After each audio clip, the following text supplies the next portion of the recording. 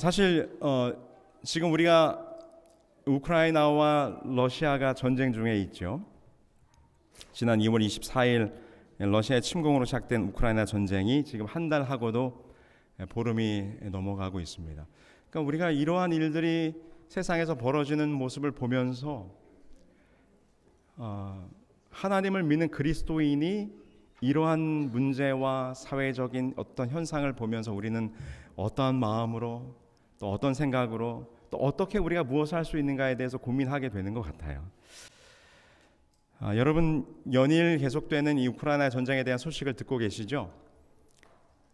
세계 2차 대전 이후에 국가의 영토를 장악하기 위하여 국가 대 국가가 전면전을 벌인 일이 십수년 만에 처음 있는 일이기도 하고, 그리고 최근에 들려오는 이 전쟁에 대한 이야기를 들어보면 21세기를 살아가는 현대의 문명 시대에 어떻게 이렇게 사람이 그리고 이 인간성이 얼마나 연약하고 추한 것인가를 다시 한번 생각해 보게 하는 그런 일들이 지금 벌어지고 있어요. 무섭고 끔찍한 뉴스들을 보게 됩니다. 무고한 민간인들이 학살당하고 또 고문하고 또 처형하는 일들이 자행되고 있다는 소식에 마음이 무거워지죠. 어제 저녁에도 최근 뉴스에 기차역에 사람들이 피난하기 위하여 그 기차역에 수십 명의 사람들이 모여 있었는데 거기에 독일군이 미사일 공격을 해가지고 수많은 아이들과 또 양민들이 학살당하는 그런 일들이 벌어졌습니다. UN 발표에 따르면 이제는 전쟁을 피하여 삶의 터전을 잃어버리고 국경을 넘은 난민의 숫자가 약 410만 명 정도 된다 그래요. 그리고 국경을 넘진 않았지만 자신들이 살던 고향을 떠나서 지금 피난길에 오른 실향민들의 숫자가 약 650만 명. 그러니까 벌써 우크라이나 전쟁을 통해서 자신의 삶의 터전을 잃어버리고 지금 갈 곳 없이 방황하는 사람들의 숫자가 1천만 명이 넘어섰다고 합니다. 어마어마한 수죠. 이렇게 수많은 난민들이 이 우크라이나 전쟁을 통해서 벌어지고 있습니다. 이 우크라이나 합회의 선교부장인 루트코프스키 목사님께서 이제 이 서신을 통해서 인터뷰를 했는데 매일 밤마다 50에서 100명의 가량의 피난민들이 교회에 와서 문을 두드린다는 거예요. 그날 밤 안전하게 거할 수 있는 거처를 구하지 못한 사람들이. 그래서 지금 우크라이나에 있는 우리 재림교회는 그 목사님의 표현에 의하면 우리는 우리가 있는 위치에서 우리가 할 수 있는 일을 최선을 다하여 하고 있다. 그렇게 말씀하셨어요. 그래서 교회가 지금 적극적으로 난민들을 돕고 또 그들을 돕기 위하여 애쓰고 있는 그런 이야기들을 우리가 전해 듣게 됩니다. 네, 여러분 당연히 이러한 전쟁통에 가장 고통을 받는 것은 여성들과 어린아이들이죠. 이 난민 가운데 약 90%가 다 여성들과 어린아이들입니다. 물론 당연히 이 우크라이나 내부적으로는 18세부터 60세까지의 모든 남성들은 징집 대상이 되기 때문에 이제 국경을 건너서 나올 수가 없어요. 그래서 대부분 이제 여성들이나 어린이들이 지금 피난 중에 있는 거죠. 그런데 그 와중에 참으로 다행인 것은 이 우크라이나 난민에 대하여 전 세계 국가들이 지금 팔을 걷어붙이고 열심히 나서서 그들을 돕고 있다고 하는 것입니다. 근데 그 중에 제가 신문을 보던 중 제가 미처 잘 알지 못했던 낯설고 작은 나라를 알게 됐어요. 그 나라는 몰도바라는 나라입니다. 근데 언뜻 제가 듣기에 몰디브? 하고 비슷하게 생각 들려가지고 아니 그 남쪽 인도양에 있는 그 작은 섬나라가 어떻게 난민을 돕고 있다는 건가 하는 제가 이제 무지한 착각을 좀 했었어요. 근데 제가 찾아보니까 이제 몰디브가 아니고 몰도바라는 나라인데 여기 지도에 보시는 것처럼 우크라이나하고 그 다음에 루마니아 사이에 있는 저 작은 나라가 이제 몰도바예요. 근데 그 기사의 제목이 이렇습니다. 함께 싸운다. 우크라 난민 40만 명 받은 유럽 최빈국. 여러분 몰도바에 대해서 아셨었나요? 저는 처음 알았어요 이번에. 근데 이제 몰도바라는 나라가 매우 작은 나라고 매우 가난한 나라라고 합니다. 1인당 GDP가 3,300불밖에 안 되는 아주 가난한 나라고, 그리고 실제로 이 나라 안에 거주하는 인구의 숫자는 약 190만 명 정도. 근데 지금 무려 그 인구의 20%가 넘는 40만 명의 이재민들이 전쟁 난민들이 지금 이 몰도바에 들어와 있다고 그래요. 그러니까 본인들도 살기 어려운데 본인들 인구수의 20%가 넘는 난민들을 수용해서 그들을 적극적으로 돕고 있다는 것입니다. 제가 기사를 보니까 이 몰도바에 유입된 60%의 난민들은 따로 이분들을 수용할 수 있는 시설이 없기 때문에 그 몰도바의 국민들이 자기들의 집을 내어주고 그 집을 함께 쉐어하고 그래서 그들을 받아들이고 또 도와주고 있다는 것입니다. 물론 몰도바뿐만 아니라 이 우크라이나 주변에 있는 온 유럽과 세계가 지금 우크라이나 난민들을 위해서 적극적으로 그들을 수용하고 또 도와주고 있다고 하는 따뜻한 뉴스들을 보게 됩니다. 이제 그러면서 한편에서는 이런 자성의 비판들이 있어요. 우크라이나 난민에 대해서 매우 우호적인 모습을 보이는 유럽의 모습을 보면서 과거의 시리아 전쟁 때에 유럽이 나타내었던 그 봉쇄와 그리고 그 난민들을 거절했던 것들에 대한 자성의 목소리도 있습니다. 미국의 크리스천리티 투데이라고 하는 신문에서 최근 보도에서 이렇게 꼬집었어요. 시리아와 우크라이나 난민에 대해 서방 교회가 선별적으로 환영하는 게 옳다고 생각하는가? 라고 하는 마음에 부담이 되는 질문을 던지는 거죠. 4,300명의 인구 가운데 약 1,000만 명이 지금 전쟁 난민이 됐는데 11년 전에 시리아 내전을 통해서는 2천만 명의 인구 가운데 680만 명이 난민이 됐어요. 근데 당시에 그 680명의 난민이 발생했으나 그 시리아 난민에 대해서는 유럽이 어떤 반응을 보였는가 하면 매우 냉대적이고 그리고 그들이 무슬림이라고 하는 것 때문에 그들이 국경을 쉽게 열지 않았던 사건들이 있었어요. 그래서 이것에 대해서 인터뷰하면서 여기 IFES International Fellowship of Evangelical Students라고 하는 그 단체의 이 자선단체에서 일하시는 어떤 책임자분이 비노스 라마찬드라고 하는 분이 이렇게 인터뷰했어요. 뭐라고 얘기했는가 하면 유럽은 전쟁, 분쟁, 난민의 공경을 보도하면서 선별적인 분노를 보이고 있다. 유럽 교회도 마찬가지다.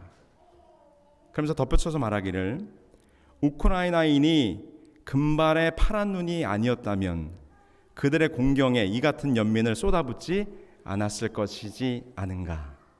이런 이야기를 합니다. 네. 여러분들의 표정이 먼 나라 이야기니까. 근데 이제 우리가 생각해 볼 만한 그런 이야기죠. 네. 여러분 아마도 이 사진을 기억하실 거예요. 네, 오래전 사진이지만 아마 다 기억하실 겁니다. 2015년 9월 2일 날 이 터키의 해변가에서 발견된 한 아이의 시체가 온 세상을 떠들썩하게 했습니다. 이제 이때가 바로 이제 시리아 난민의 문제로 아주 전 세계가 시끄러울 때죠. 근데 이제 그 시리아에서 이 IS와 투르크족 민병대가 치열한 전투를 벌이고 있을 때 이 북부 소도시인 코반이라고 하는 작은 동네에서 피난을 출발한 이 가족이 처음에는 캐나다에 이민을 신청했어요. 근데 그 이민이 거절당하자 이제 그리스로 넘어가기 위해서 배를 타게 됩니다. 근데 그 배가 너무 많은 피난민이 타게 되었고 배가 전복되면서 이 아이가 죽게 되죠. 그리고는 해변가에 떠밀려 왔어요. 이 아이의 이름은 아일란 쿠르디. 근데 그 배에 엄마도 탔고 이 쿠르디의 형 갈렙도 타고 아빠도 탔어요. 근데 누구만 살았을까요? 네, 아빠만 살았고 이 아일란이 발견된 이 자리에서 얼마 되지 않은 곳에서 엄마도 그리고 그의 형 갈렙도 발견이 됩니다. 그러면서 이제 이 시리아 난민들을 우리가 수용해야 되는 것이 아닌가에 대한 이런 반향을 일으키게 되죠. 성도 여러분, 여전히 이 세상에는 평화롭고 안전한 삶의 터전을 찾아 방황하는 난민들이 많이 있습니다. 통계에 따르면 2,600만 명의 난민들이 안전한 삶의 자리를 찾아 떠돌고 있다 그래요. 근데 사실 우리의 피부에 이렇게 직접적으로 탁 와닿지는 않죠. 제가 이 설교를 준비하면서 지난 목요일 오후에 제 서재에 앉아서 이렇게 원고를 준비하는데 제 앞에 컴퓨터 모니터에는 이제 이 난민에 대한 이야기를 좀 찾아보고 살피느라고 이제 뉴스를 막 검색하니까요. 근데 그 모니터 화면 속에는 이제 무너져가는 건물 속에서 눈물을 흘리고 있는 이 아이의 모습이 화면 속에 있고, 또 국경을 넘기 위해서 초조한 마음으로 그 행렬을 기다리고 있는 그런 무작정 길을 떠는 가족들의 사진들의 모습이 떠 있는데, 그 모니터에 떠 있는데요. 그 모니터 너머로 저희 집 뒷마당을 바라보니까 새들이 날아와서 호수에서 이렇게 헤엄을 치고, 그 캐나다 거위가 저희 집 잔디밭에 올라와서 한가롭게 풀을 뜯고 있는 장면이 아주 얼마나 평화로운 장면이 펼쳐지는지. 그래서 이제 제가 하나님께, 하나님, 저에게 이러한 평안과 또 안전한 거처를 주셔서 감사합니다. 그렇게 기도는 드렸지만 사실 목숨을 걸고 지금도 안전하게 거할 수 있는 삶의 자리를 찾기 위하여 방황하고 있는 그 사람들의 삶에 대한 고통, 그리고 그들의 불안, 그리고 그들이 가지고 있을 혼란함과 두려움, 그런 것에 대한 공감이 제 마음속에 와닿지 않는 거예요. 너무나 먼 이야기죠. 그래서 저는 오늘 이 성경 말씀을 통해서 저와 여러분들에게 이런 질문을 던지고자 하는 것입니다. 정말 그들이 갈 곳은 없는 것인가? 둥지 잃은 이 공중의 새들을 위한 튼튼한 나무가지는 없는가라는 이야기를 함께 나눠보려고 하는 것입니다. 오늘 우리 다 함께 본문의 말씀, 우리 다 함께 다시 한번 보시길 원합니다. 예수님께서 이렇게 말씀하셨어요. 또 비유를 들어 이르시되 천국은 마치 사람이 자기 밭에 갖다 심은 겨자씨 하나 같으니 이는 모든 씨보다 작은 것이로되 자란 후에는 풀보다 커서 나무가 되매 공중의 새들이 와서 그 가지에 깃들이느니라.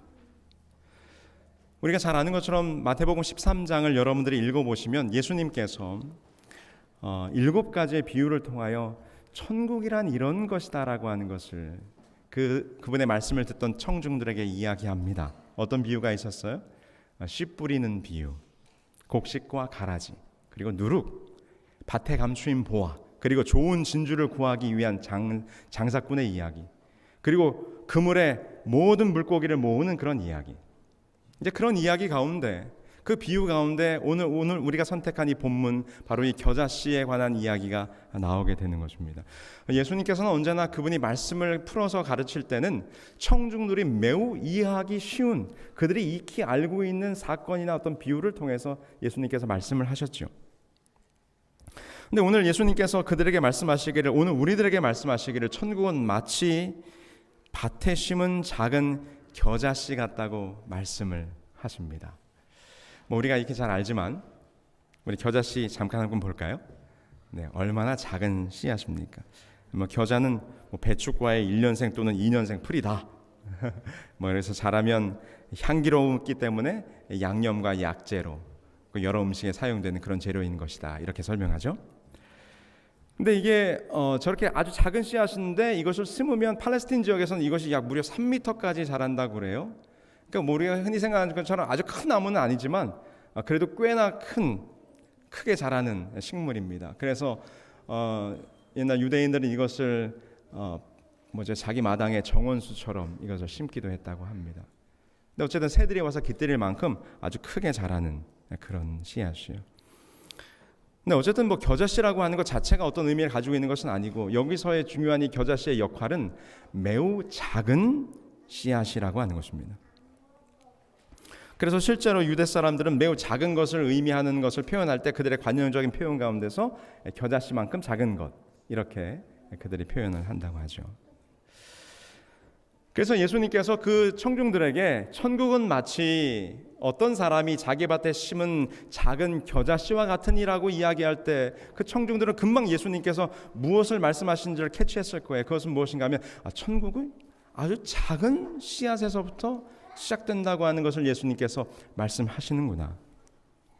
그런데 그렇게 작디 작은 겨자씨가 땅에 심겨진 다음에 그것이 무럭무럭 자라면 어떻게 된다고요? 새들이 와서 깃들일 만큼 큰 나무가 된다고 예수님께서 말씀하시는 것입니다. 그것이 마치 무엇이라고요? 천국이라고요. 그러면 여러분, 그 가지에 깃들이는 새들은 누구일까요? 누가 와서 그 나뭇가지에 깃들이게 되는 것입니까? 근데 여러분 성경을 보시면 예수님께서 분명히 신약에서 이 큰 나무가지에 깃들이는 새들에 대해서 지금 말씀하셨지만 이것은 이미 구약 성경의 여러 군데서 큰 나무에 깃들이는 새들에 대한 언급이 나와 있음을 우리는 찾아볼 수 있어요. 이렇게 기록되어 있죠. 에스겔 3장에 보면 31장 3절로 6절에 보면 볼지어다 아수르 사람은 가지가 아름답고 그늘은 숲의 그늘 같으며 키가 크고 꼭대기가 구름에 닿은 레바논 백향목이었느니라. 그 나무가 물이 많으므로 키가 들의 모든 나무보다 크며 굵은 가지가 번성하며 가지는 가는 가지가 길게 뻗어 나갔고 공중의 모든 새가 그 큰 가지에 깃들이며 들의 모든 짐승이 그 가는 가지 밑에 새끼를 낳으며 모든 큰 나라가 그 그늘 아래 거주하였느니라. 여기 보면 에스겔이 하늘까지 닿을 만큼 높은 큰 나무에 대해서 이야기하죠. 또 우리가 잘 아는 다니엘서에 보면 이런 기록이 있어요. 그 나무가 자라서 견고하여지고 그 고는 하늘에 닿았으니 땅 끝에서도 보이겠고 그 잎사귀는 아름답고 그 열매는 많아서 만민의 먹을 것이 될 만하고 들짐승이 그 그늘에 있으며 공중에 나는 새는 그 가지에 깃들이고 육체를 가진 모든 것이 거기에서 먹을 것을 얻더라. 지금 에스겔과 다니엘에 기록된 장면을 보니까 공중에 나는 새들이 깃들이는 장면이 묘사되어 있어요. 그들이 지금 어디에 모여들고 있습니까? 큰 나무에 모여들고 있어요. 그럼 여기에서 기록된 에스겔이 말하는 그리고 다니엘이 말한 그 큰 나무들은 무엇이죠? 지금 이 새들이 어느 나무 그늘 밑에서 쉬기 위하여 그들에게 모여들고 있습니까? 먼저 선지자 에스겔은 그가 설명하기를 가지가 아름답고 그늘이 넓고 키가 하늘 구름에 닿을 만큼 높이 큰 이 백향목은 어느 나라라고 설명합니까? 아수르라고 설명해요. 그리고 다니엘은 뭐라고 설명하는가 하면 하늘까지 닿고 그 잎사귀가 아름다운 큰 나무는 지금 다니엘이 누굴 향해서 이야기하고 있는 거예요? 느부갓네살 왕. 그럼 느부갓네살 왕은 바로 바벨로니아 제국을 의미하는 거죠. 그러니까 이 에스겔이나 다니엘의 설명을 보면 이 큰 나무들은 당대의 큰 제국임을 우리는 알 수 있습니다. 그런데 그 당대의 큰 제국들을 향하여 수많은 공중의 새들이 지금 모여들고 있어요. 무엇을 얻기 위해서? 그 나무 그늘 아래에서 쉬기를 원하고 그들 그 나무가지에 깃들여서 새끼를 낳기를 원하고 거기에서 안전한 거처를 삼기 위해서 새들이 모여들고 있는 것입니다. 이것은 연약하고 힘이 없는 자들이 당대의 가장 강한 힘과 권세를 가졌던 나라들로 모여들어서 그 나라들 아래에서 그들의 삶의 터전을 얻기 위하여 모여들고 있는 장면을 지금 묘사하고 있는 거예요. 마치 전쟁의 폐허 속에서 더 안정되고 더 평안하고 더 나은 삶을 찾아서 모여들고 있는 난민의 모습을 오늘 우리는 이 장면 속에서 보는 것입니다. 마치 오늘 지금 전쟁의 폐허 속에서 뛰쳐나와서 어딘가에서 있을 곳을 찾고 있는 든든하게 의지할 나뭇가지를 찾고 있는 나무 그늘을 찾고 있는 바로 우크라이나나 시리아의 난민들의 모습이 이곳에 묘사되고 있는 것입니다. 근데 예수님께서 말씀하시기를 그 새들이 와서 깃들이느니라 이렇게 얘기했어요. 깃들인다. 이제 한국말로 번역하니까 새들이 와서 이렇게 탁 나무가지에 앉는 걸 우리는 깃들인다 이렇게 너무 이쁘죠? 깃들인다 이렇게 표현됐는데 이것에 대한 의미는 깃들인다의 의미는 천막을 가리키는 스케노라고 하는 말. 근데 이것이 천막을 피는 거죠. 거기서 이제 살고 거주하는 것을 의미합니다. 근데 이제 그들이 나무가지 밑에 그들의 삶의 처소를 펼치는 거기 때문에 밑에란 말이 거기 함께 표현되어 있어요. 그래서 이것은 장막을 펼치고 그 안에 들어가서 거주하는 모습을 우리들에게 나타내는 말이에요. 근데 이것의 의미를 성경은 좀 더 우리들에게 이렇게 설명하는데 신명기 33장 12절에 보면 베냐민에 대하여는 일렀을 여호와의 사랑을 입는 자는 그 곁에 안전히 살리로다. 시편 116편 9절에 보면 이러므로 나의 마음이 기쁘고 나의 영도 즐거워하며 내 육체도 안전히 살리니. 그래서 여러분, 이 구절 속에 표현된 것처럼 깃들인다라고 하는 것은 그들이 새들이 와서 그냥 잠깐 머물기 위해서 깃들이는 것을 말하는 것이 아니고요, 그들의 안전하면서도 평화로운 영원한 거처를 그들이 찾고 있다는 그런 의미예요. 안전하며 평화로운 영원한 거처. 그런데 오늘 주님께서는 이렇게 자신들의 삶의 터전을 잃어버려 갈 곳 없는 공중에 날아다닌 새들이 그들이 영원히 거할 안전한 거처를 찾고 있는데, 그 영원한 거처를 찾기 위하여 지금 어느 그늘 밑으로 모인다고 예수님께서 말씀하십니까? 겨자씨 나무 밑에 모여든다고 하는 것입니다.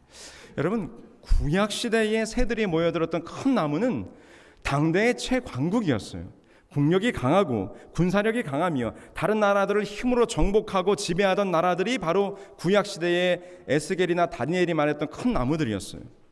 그런데 신약 시대에 와서 예수님이 말하고 있는 공중의 새들이 모여드는 곳은 구약 시대의 선지자들이 말했던 그 큰 나무들과는 좀 달라요. 어떤 나무예요? 겨자나무예요. 사실 겨자나무가 그렇게 큰 나무는 아니거든요. 여러분, 그 나라의 확장은 지금 예수님께서 말씀하신 천국이라고 말씀하실 때 이 겨자나무라고 하는 그 나라의 확장은 구약 시대에 말씀되었던 그 큰 나무들의 확장된 방식과는 전혀 다른 방식으로 확장되고 성장하는 나라입니다. 세상의 나라는 완력으로 정복하고 전쟁으로 저희 주권을 유지하는 나라지만, 이 겨자씨로 표상된 나라는, 당신께서 세우실 나라는 무력이나 권력이나 파워가 아니라 평강과 화평으로 세워질 나라를 우리들에게 보여주는 거예요. 그래서 구약에 기록된 제국들, 그 큰 나라들은 다른 나라를 잡아먹는 맹수들로 표상이 되었어요. 그런데 지금 예수님께서 말씀하신 이제 너희들이 깃들일, 공중의 새들이 깃들여야 될 그 나무는 누가 세우실 나라인가? 맹수가 세울 나라가 아니라 오늘 우리를 위하여 희생되실 세상 죄를 지고 갈 하나님의 어린 양이 세우실 나라인 것을 오늘 우리들에게 알려주고 있는 것입니다. 그래서 여러분, 이 구약 시대에 기록된 큰 나무들과 지금 예수님께서 말씀하신 큰 나무가 전혀 다른 모습으로 우리들에게 전달되고 있음을 여러분 발견하실 수 있을 거예요. 사람들의 눈에 보기에는 어느 나무가 더 강하고 힘 있는 나무처럼 보입니까? 아니, 어떤 나라가 더 강한 나라처럼 보입니까? 물론 세상의 기준으로 보면 아수르와 같이, 바벨론과 같은 나라가 당대의 큰 나라들이죠. 수많은 사람들을 기꺼이 받아들이고 수용하고 그들을 먹여 살릴 수 있는 능력 있는 나라들이죠. 그런데 예수님께서 지금 오늘 우리들에게는 전혀 다른 나라를 얘기하세요. 겨자씨의 비유를 통해서 하나님의 나라는 매우 별 볼 일 없는 작은 겨자씨로부터 시작된다고 말씀하시는 것입니다. 그래서 여러분, 이 비유를 말씀하실 때 그 예수님의 말씀을 듣고 있던 청중 가운데 많은 사람들이, 많은 유대인들이 저 볼품없는 저 갈릴리의 젊은 사람이 말하는 그 하나님의 나라, 그 겨자씨의 나라, 그가 하나님의 나라를 세우겠다고 하는데 그 나라가 도대체 어떤 나라인가? 예수님께서 뭐라고 얘기해요? 내가 세울 나라는 겨자씨 같은 나라야. 그들이 그 말씀을 들으면서 어떤 마음을 가졌을까요? 그들은 매우 회의적인 마음을 가졌어요. 그 예수라고 하는 자가 그렇게 나라를 세울 만한 능력이 있는 자도 아니고, 지금 그래 네가 세우겠다는 나라가 어떤 나라라고? 겨자씨같이 별 볼 일 없는 연약하고 약해 보이는 그런 나라를 세우겠다고? 지금 바리새인들과 유대인들이 예수님을 바라볼 때, 그 이야기를 할 때 그들의 마음속에는 어떤 마음이 들었는가 하면 매우 가소로운 마음이 들었어요. 그리고 그가 세우겠다고 한 나라에 대해 그들은 회의적인 반응을 보이게 됩니다. 심지어 누구까지? 제자들은 예수님께서 어떻게 나라를 세우기 원하셨습니까? 예수님께서 그분이 가신 능력과 힘과 그리고 세상에 강한 나라들이 지금껏 해왔던 것처럼 같은 방법으로 나라를 세우기를 원했어요, 제자들은. 그래서 예수님께서 자꾸 이런 얘기하시면 제자들은 마음속에 어땠습니까? 예수님 왜 자꾸 무슨 겨자씨 같은 얘기를 하시지? 무슨 얘기를 하셔야 됩니까? 5,000명을 먹이고 그분의 능력으로 나라를 세우셔서 그 자리에 올라갈 생각으로 지금 가득 부풀어 있는데 자꾸 보잘것없는 건, 연약한 것, 겨자씨와 같은 것이라고 지금 이야기를 하는 것입니다. 그래서 이 이야기를 할 때 제자들의 마음속에서도 그 예수님의 가르침이 마음에 와닿지 않아요. 그 가르침은 그들이 원치 않는 말씀이었던 거죠. 그래서 실물교훈에 보면 이것을 이제 우리들에게 이렇게 설명해 주고 있어요. 그리스도의 나라도 처음에는 미약하고 변변치 못하게 보인다. 세상의 나라와 비교할 때에 그것은 모든 것 가운데 가장 작은 것처럼 보인다. 그렇지 않습니까? 아수르, 바벨론 대단한 나라들이죠. 근데 예수님은 겨자씨 이렇게 얘기하는 거예요. 세상의 통치자들은 그리스도께서 왕이 되신다는 주장을 조소하였다. 지금 그 이야기를 듣고 있던 청중들이 속으로 비웃었단 말이에요. 그러나 거룩한 생명력이 들어있는 위대한 진리 속에서 복음의 왕국이 그를 따르는 자들에게 위탁되어 있었다. 과연 그 나라는 얼마나 빨리 자라났고 그 영향은 얼마나 멀리까지 미쳤는가.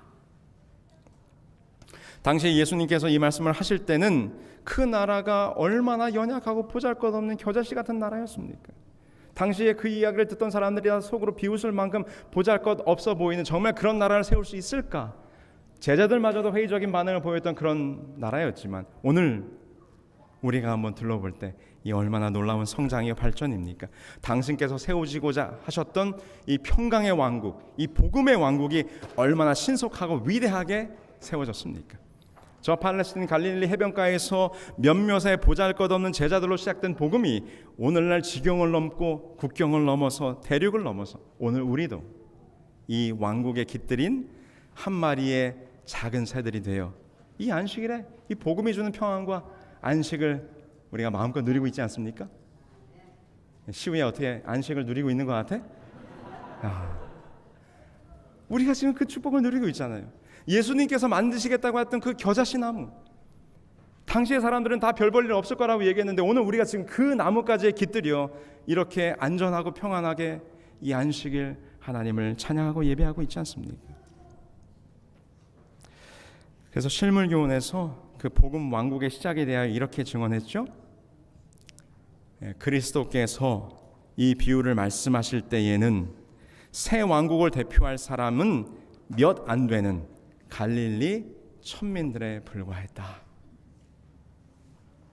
근데 그 저 팔레스타인의 몇몇 안 되는 그 갈릴리 천민들로부터 시작된 이 복음 왕국이 정말 커지고 커져서 오늘 우리가 한국인인 우리가 이 복음의 나무에 깃들여서 이렇게 안전하게 하나님의 품 안에서 예배하고 있다고 하는 것, 이 얼마나 놀라운 축복입니까?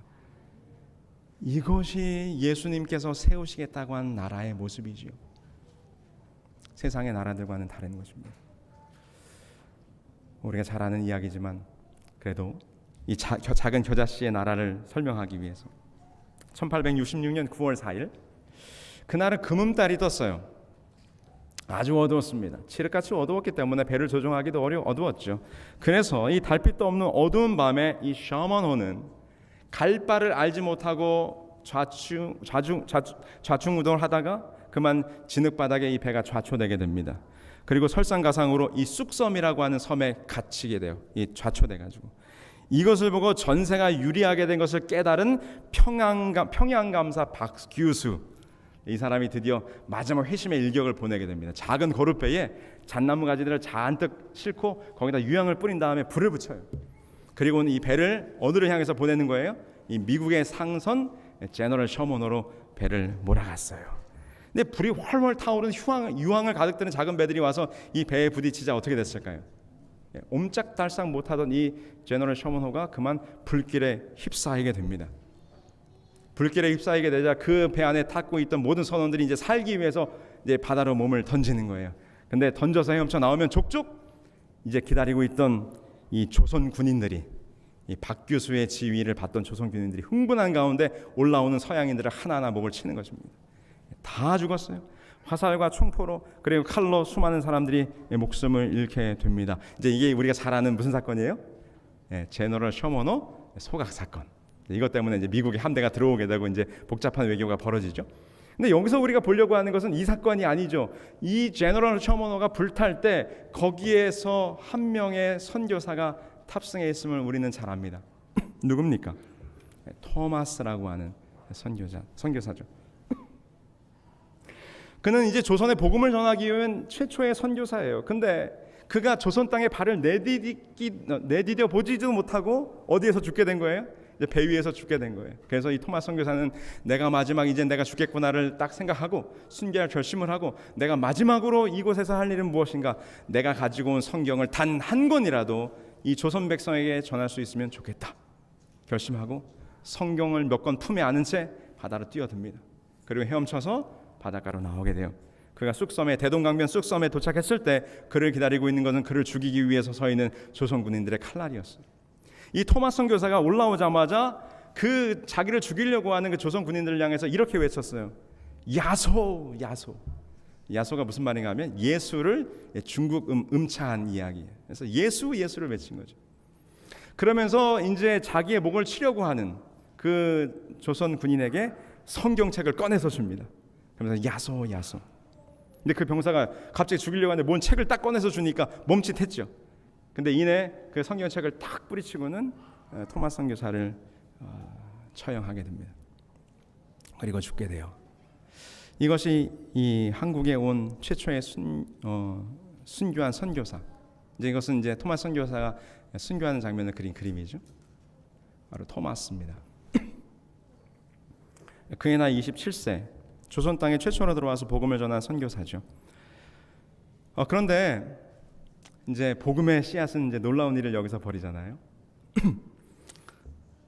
전해지는 얘기에 의하면 이 토마스 선교사를 처형한 한 군인이 있었어요. 조선 군인이죠. 혈기왕성하고 그가 매우 키가 크고 등치가 좋았다 그래요. 근데 이제 그의 이름이 박춘권이라고 하는 사람입니다. 박춘권. 근데 이 사람이 이 토마스 선교사를 처형한 사람으로 전해지는데 후에 그가 선교사를 죽인 다음에 자기가 뭘 줬어요? 죽이기 전에 뭐 책을 한 권 줬잖아요. 그걸 딱 풀이쳐서 이제 청년책에 나뒹굴었는데 이 박춘권 씨가 그게 뭔가 하여 주워옵니다. 그리고는 훗날 그가 성경을 읽고 회심하여 이 평양의 최초의 교회인 이 장대현 교회, 이제 그 교회의 전신인 이 안주 널다리꼴 교회라고 하는 교회를 처음으로 이제 지도하는 지도자가 돼요. 사실 그가 이제 그 사건이 있은 다음에 30년 뒤에 한국을 방문한 세뮤엘이라고 한 선교사를 찾아와서 그에게 이제 세례를 받고 그가 이제 본격적으로 이 활동을 시작하게 됩니다. 근데 재밌는 거는 그렇게 성경책이 뿌리쳐진 다음에 12살짜리 최치량이라고 하는 한 아이가 그 떨어진 성경 가운데 또 한 권을 주워가게 돼요. 그리고는 이 성경을 당시에 영문주사라고 하는 직책을 가지고 있던 박영식이라는 사람에게 주었는데 이 박영식은 뭔 책이 하나 왔는데 보니까 내용은 잘 모르겠고 종이가 좋아. 그럼 어디에 발랐죠? 네, 벽지로 발랐잖아요. 네. 그래서 자기 집 방 벽에다가 이 성경책을 뜯어가지고 다 벽지로 바른 거예요. 그런데 여러분 어떻게 됐을까요? 나중에 이 박영식 씨의 집이 최초의 이 교회가 되는 거예요. 어떻게 됐는가 하면 이 박영식 씨 집에 이 박춘권의 조카 이영태가 찾아왔는데 벽을 보니까 뭐가 써 있습니까? 뭔 글이 한자로 써 있는데 그 글을 이 사람이 읽게 돼요. 근데 읽어보니까 누가 거기 나와요? 예수 그리스도가 나왔는데 그 예수가 모든 인류를 위해서 죽었다는 이야기를 듣고 이 사람이 크게 감동을 받고 회심을 하게 됩니다. 그래서 이 이영태가 나중에 이 평양 숭실학교를 졸업하고 이 남장로교회 출신의 레이놀즈라고 하는 선교사가 왔을 때 그 옆에서 이제 그때 당시엔 조사라고 불렀는데 오늘날로 말하면 전도사 같은 역할을 해요. 그래서 옆에서 조력하면서 복음을 증거합니다. 그리고 나중에 성경을 번역하는 번역위원회에 들어가서 이분이 봉사를 하게 되죠. 네, 뭐 여러분 들어서 다 아는 이야기겠지만 여러분 참 들어도 신기하지 않습니까? 27살의 이 젊은 토마스 선교사가 죽기 전에 조선 땅을 딱 밟자마자 목이 달아나서 죽었는데 마지막으로 던져준 그 책 때문에 성경책 때문에 오늘날 이 조선이라고 하는 곳에 복음이 들어왔어요. 그 겨자씨 같은 그 미랄 같은 그리고 그가 전한 복음이 이 교회에 이 조선의 교회가 세워지는 하나님의 밑거름이 된 것입니다. 여러분 이것이 하나님이 세우시는 겨자씨 왕국의 방법이죠. 칼과 힘으로 무력으로 세웠던 구약시대의 제국들과 같이 아니하고 작은 겨자씨 같은 복음의 씨앗을 심으면 그 겨자씨가 자라서 하나님의 왕국을 세우는 것입니다. 그 왕국에서 오늘 우리가 이렇게 평안함과 안전함을 누리게 되는 것이죠. 이것이 바로 하나님께서 세우시는 그분의 나라의 특징인 것입니다. 이게 지금 장대현 교회예요. 제가 넘기는 걸 잃어버렸네요. 네. 여러분, 예수님께서 겨자씨의 비유로 하나님의 나라를 설명하셨을 때 모든 사람들은 비웃었습니다.